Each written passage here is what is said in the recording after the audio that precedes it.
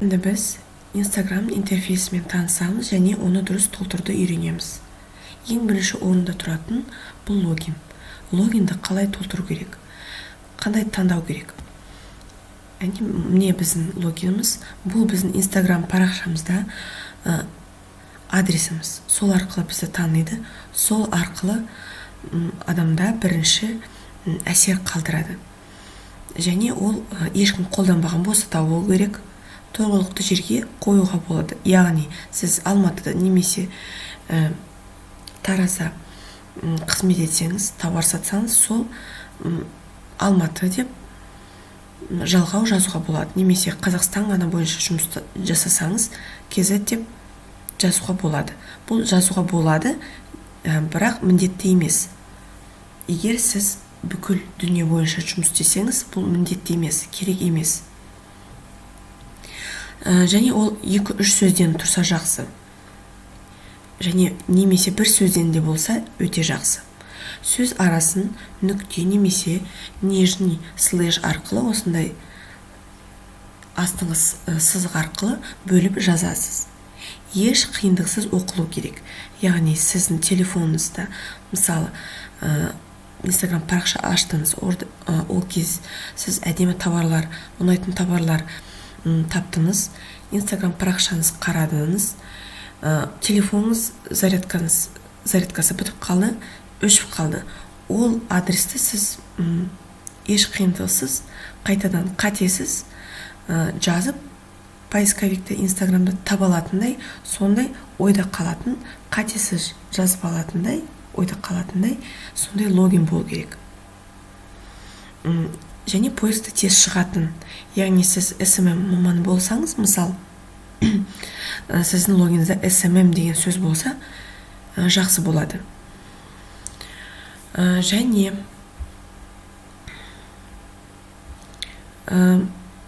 сізге мысалдар көрсетейін. Дұрыс логиндер және қате логиндер. Міне дұрыс логиндер. 2 сөзден тұрады. E-color KZ, Euromarket, .kg, сходим, .астана. Көрдіңіз бе? Өте жеңіл. 2 сөзден тұрады. Және қате логиндер GR Fashion Concierge, Fashion Dreams of KZ, My Concept Астана. Бұл мысалдар. Сол мысалдарға қарай сіз осындай міне ұзын және қиын сөздер, осындай логиндер таңдамаңыз. Бұл ережелерді ұстаныңыз. Себебі бұл сіздің Instagramның парақшаңыздың дамуына әкеледі, өте әсер етеді. Сондай кішкентай нәрсе сияқты болса да, бұл сізге келешекте қиындықтар әкелуі мүмкін. Сізді оқырмандарыңыз әрқашан жоғалтып, таба алмай жатуы мүмкін. Сіздің логиніңіз қате жазылса, дұрыс болмаса, өте қиын болса, және рекламаңызды жасасаңыз да өте қиын болады. Рекламаңызды жасасаңыз да, көп ақша жіберсеңіз де, көп ақша жоғалтуыңыз мүмкін. Сондықтан бұл Instagram парақшасын дұрыс толтыруды үйренеміз. Және осыған мән береміз. Және рұқсат етілген логиндардың ішінде бұл мысалы пысық келін, батыр қыз, сондай деген логиндар өте жақсы блогерларға жарасады. Және мысалы косметолог Алматы деп сондай болады жазуға логиндер. Ондай логиндер рұқсат. Және ол сіздің парақшаңызға кері әсерін тигізбейді. Енді аватар қандай болу керек? Аватар дегеніміз ол біздің бірінші көрінісіміз. Сізді түсінетіндей, сізді танитындай.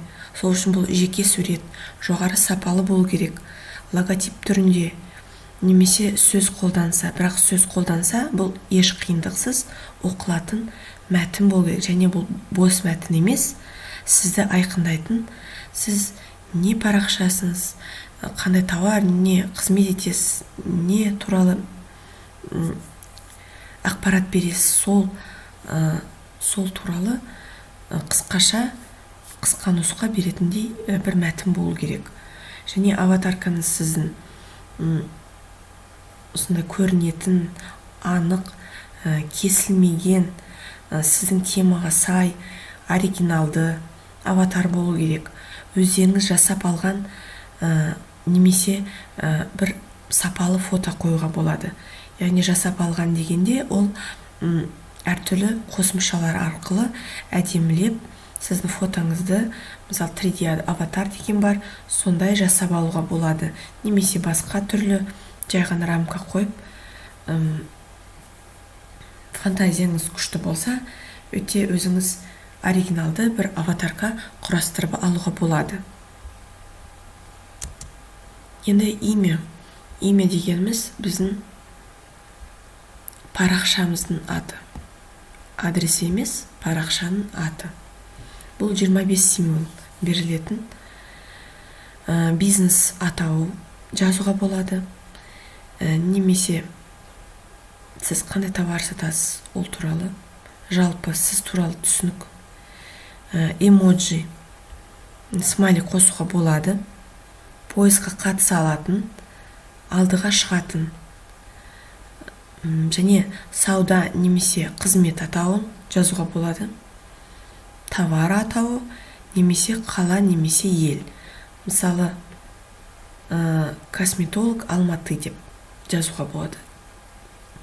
Немесе құрақ көрпе Шымкент. Сондай қысқа нұсқа, және ол көп қолданатын сөздерден мағынасына сай болу керек. Ключевой сөздер арасында болу. Яғни ключевой сөздер арасында болу деген ол мына жерде сіз жаздыңыз, мысалы құрақ көрпе деп. Сол құрақ көрпе Шымкент жаздыңыз, сонда мына жерде міне поискта,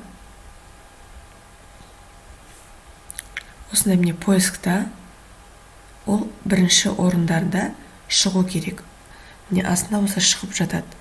Бірінші міне одежда дедіңіз, одежда, детская одежда деп, одежда, текстиль дейді мына жерде. Сол аты бойынша бұл поисковикте табылу керек. Сол үшін сондай поискта бар сөздерден, мысалы адам бірдеңе іздеді, киім ме, құрақ көрпе ме, сол сөзге қатысы бар болатындай имя атын жазсаңыз өте жақсы болады. Енді описание, яғни био. Ол мына жер, мұнда 150 символ берілген. Мұнда сіз өзіңізді қысқаша презентация жасай аласыз, немесе бас тарта алмайтын ұсыныс, яғни уникальный торговое предложение дейді. Және сіз кімсіз, немен айналысасыз, сол жайлы жазуға болады. Және неге сізге адамдар сізге жазылу керек, сіз оларға не бересіз, сол туралы да қысқаша жазуға болады. Бұл блогерларға өте жақсы. Мысалы, мен сізді дұрыс тамақтануды үйретемін, мен сізді бақытты болуды үйретемін, немесе мен уақытыңызды тиімді өткізуді, бизнесіңізді табысты болуын үйретемін дегендей, сондай бір жақсы бір ұсыныстар, немен айналысатын, не сіз ол оқырманға беретінін жазып қойсаңыз өте жақсы болады. Және мында эмоджи смайли қосуға болады. Және мында осы мысалда көрсетілгендей сізде тауар болса, онда сіз қандай тауар сататынын, ондай қандай осы сіздің тауарыңыздың қандай артықшылығы бар екенін жазып қоясыз. Және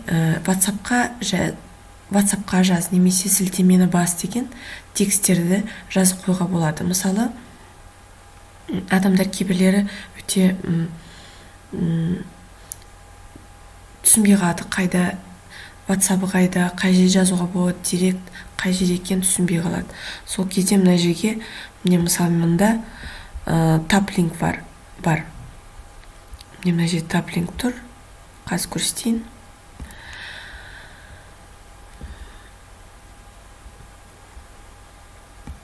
Міне мынау сайт. Таплинк, яғни мини сайт.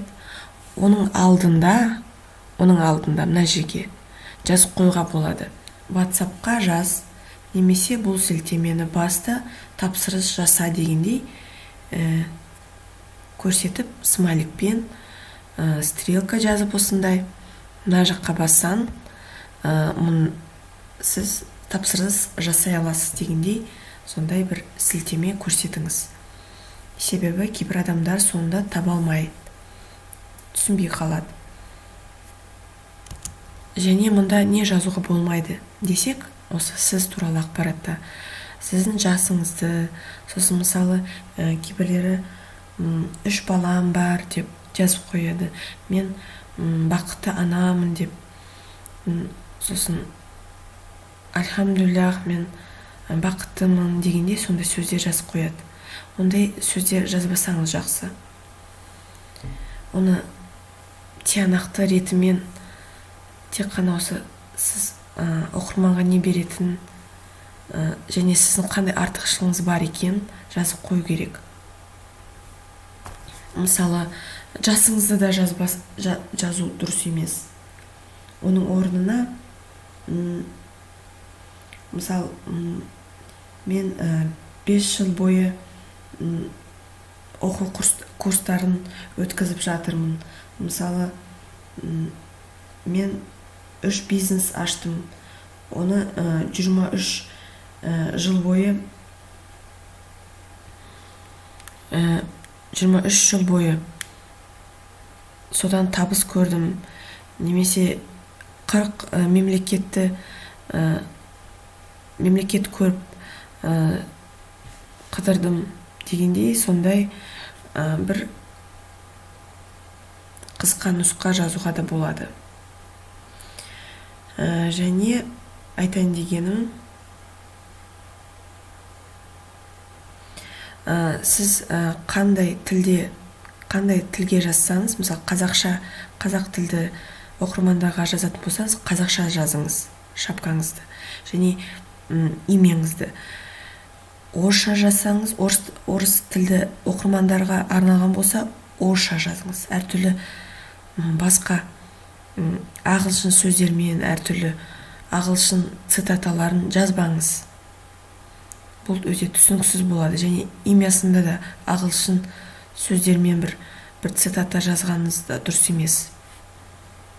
Бұл оқырманыңыз сізді танымайды, түсінбейді, не үшін деп жазылған екен. Басқа тілде бір кейбірлер қытайша жазып қояды, қытай әріптермен, араб әріптермен. Ол адамдар сізді түсінбейді, оқырман түсінбейді. Сол үшін ол сізге қажет емес.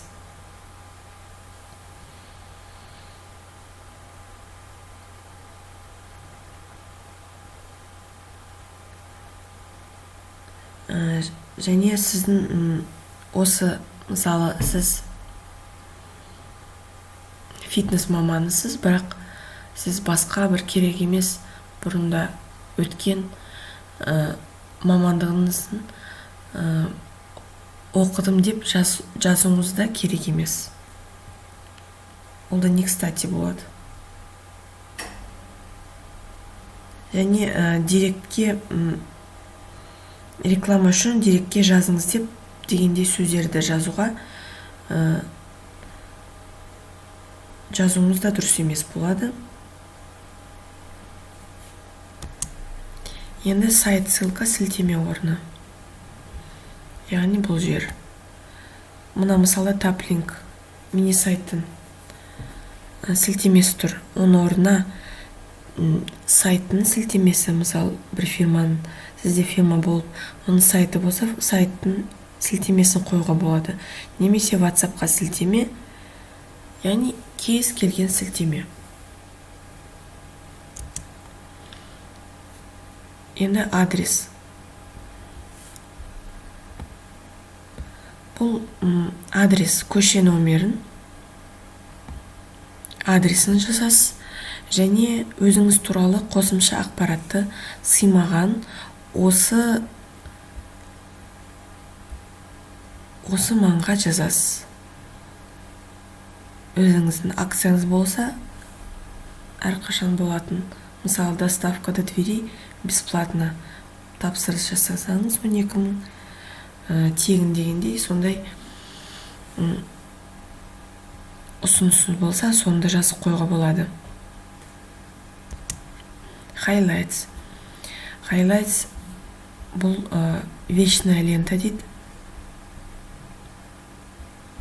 Яғни бұл вечная лента. Оны біз бірінші сторизға саламыз да,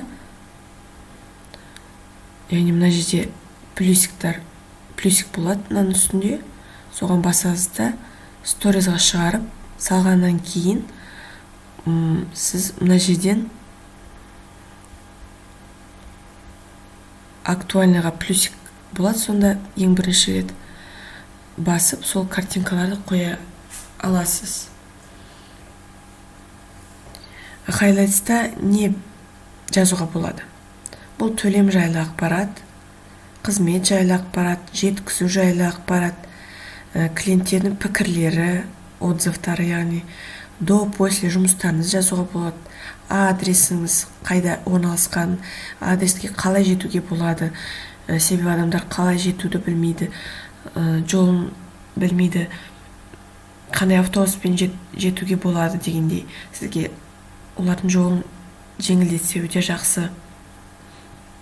Сіздің ассортиментіңіз, немесе менюңіз, прайсыңыз, акцияларыңыз, продукт жайлы ақпарат, обзор, мысалы бір сіз техника магазинісіз, сол бір сағат жайлы бір обзор жасайсыңыз, видео, соны сол осы хайлайтстарға, актуальныларға салып қойға болады.